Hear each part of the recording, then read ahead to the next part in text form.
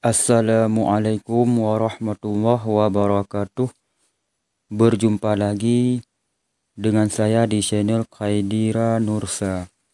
Pada kali ini saya akan membahaskan tentang masalah sifat 20. Sebelum kita bahas sifat 20, kita bahas tentang masalah Awaluddin Ma'rifatullah. Bismillahirrahmanirrahim. Aqaid iman. Ubah kebesaran zat Allah Ta'ala. Jadi ino genu pegah masalah i'tiqad iman ditanya. Bismillahirrahmanirrahim. Awaluddin Ma'rifatullah.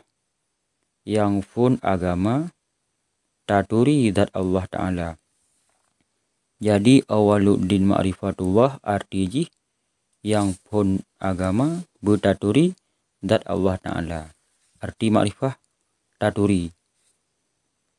Asal agama yaitu taturi Tuhan yang wajib disembah, yaitu zat Allah Ta'ala.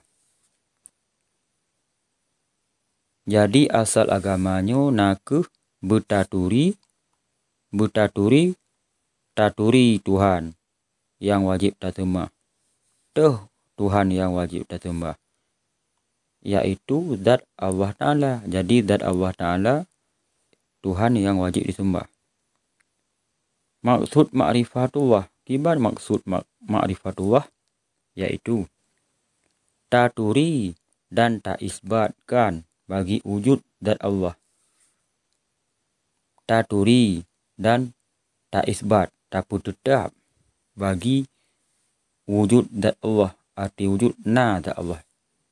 Kiban kepegah li Nabi Muhammad dalam sebuah hadis, sabda Nabi Muhammad, man arafa nafsahu faqad arafa rabbahu.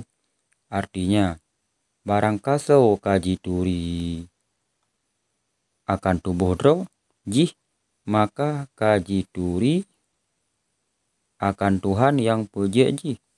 Menyo getanyo kata turi dro tuh nyan itanyo getanyo kata turi to Tuhan getanyo.